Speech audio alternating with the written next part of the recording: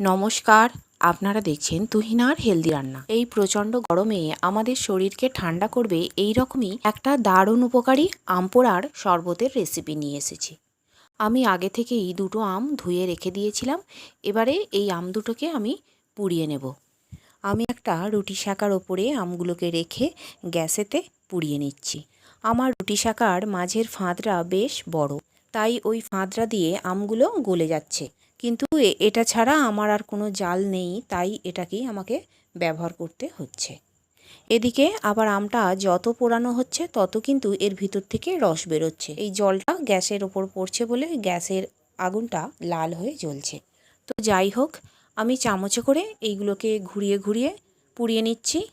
তবে খুব বেশি আমকে পুড়িয়ে কালো করার দরকার নেই, মোটামুটি একটু পোড়া হলেই হবে।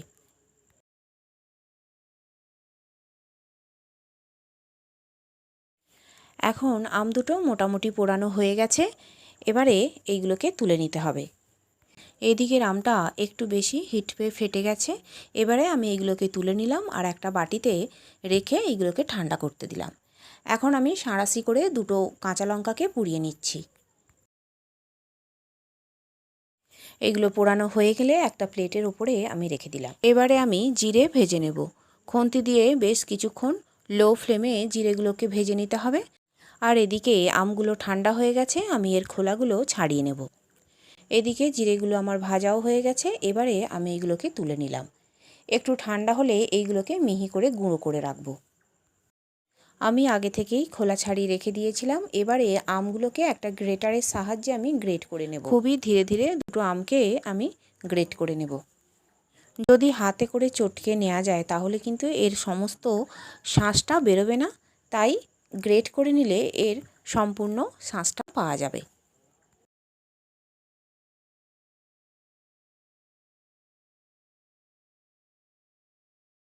এখন আমি প্রথম আমটা থেকে সমস্ত শাঁসটা বার করে নিয়েছি। এবারে দ্বিতীয় আমটাও এই একইভাবে আমি গ্রেট করে নেব। এখন এই আমটা থেকেও আমি সমস্ত শাঁস বার করে নিয়েছি। এবারে বাটিটাতে যে শাঁসটা লেগেছিল সেইগুলো আমি প্লেটের উপর রেখে দিলাম। আর আমের খোলার মধ্যে যে শাঁসটা লেগে আছে সেইগুলোকেও চামচে করে চেঁচে চেঁচে আমি তুলে নেব। এইভাবে সমস্ত খোলার ভিতর থেকেই আমি চামচে করে শাঁসগুলো বার করে নিয়েছি। এখন আমার শাঁস বার করার কাজটা কমপ্লিট হয়ে গেছে। এবারে এইগুলোকে আমি একটা মিক্সির জারের মধ্যে নিয়ে নিলাম। এইগুলো নিয়ে নেবার পর আমি এই জারের মধ্যেই দিয়ে দিলাম বিট লবণ। মোটামুটি আমি আন্দাজে অল্প করেই লবণ দিলাম, কারণ পরে আমাকে আরও লবণ দিতে হবে। দিয়ে দিলাম চিনি। মোট আমি 1 চামচ 2 চামচ করে মোট 6 চামচ আমি এখানে চিনি ব্যবহার করেছি। এবারে এতে দিয়ে দিলাম সেই ভেজে রাখা জিরের গুঁড়োটা 1/2 চামচের মতো আর দুটো পোড়া কাঁচা লঙ্কা। এখন এগুলোর একদম মিহি পেস্ট আমি করে নিয়েছি। এবারে এই মিশ্রণটা থেকে আমি শরবত বানাবো আর বাকিটা ফ্রিজে রেখে দেবো। দুটো গ্লাস নিয়ে নিয়েছি। এই দুটো গ্লাসে আমি 3 চামচ করে আমের মিশ্রণটা দিয়ে দিলাম।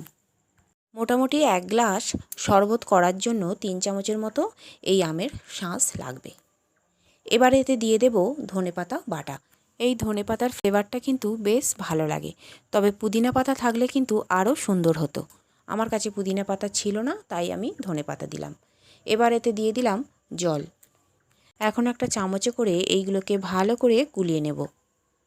আর একটু টেস্ট করে দেখে নেব যে নুন মিষ্টির পরিমাণ ঠিকঠাক আছে কিনা। আর বন্ধুরা, আমার রান্না যদি ভালো লেগে থাকে আর যদি নতুন নতুন তেল ছাড়া রান্নার রেসিপি পেতে চান, তাহলে আমার চ্যানেলটিকে সাবস্ক্রাইব করুন আর পাশে থাকা ঘন্টাটি বাজিয়ে দিন। আর লাইক শেয়ার কমেন্ট করতে কিন্তু একদম ভুলবেন না। এদিকে আমি দুটো গ্লাসেই 1 চামচ করে চিনি দিয়ে ভালো করে মিশিয়ে নিয়েছি। আর এখন দিয়ে দিলাম একটুখানি করে বিট লবণ আর ভালো করে মিশিয়ে দিলাম। এখন মোটামুটি আমার আম পোড়ার শরবত কমপ্লিট। এবারে এতে আমি দিয়ে দেব বরফের টুকরো। দুটো গ্লাসেই আমি বরফের টুকরো দিয়ে দেব আর ওপরে ছড়িয়ে দেব সেই ভেজে রাখা জিরে গুঁড়োটা। এবারে এইগুলোকে আমি বেশ সুন্দর করে সাজিয়ে দেব, যাতে দেখতে বেশ ভালো লাগে। দিয়ে দিলাম দুটো গ্লাসেই গোল করে কেটে রাখা লেবুর টুকরো আর একটু ধনেপাতা দিয়ে সাজিয়ে দিলাম। তৈরি হয়ে গেল আমার একদম ঠান্ডা ঠান্ডা কুলকুল আম পোড়ার শরবত। আর আমার ভিডিওটি দেখার জন্য সকল বন্ধুদের জানাই ধন্যবাদ। ভালো থাকবেন।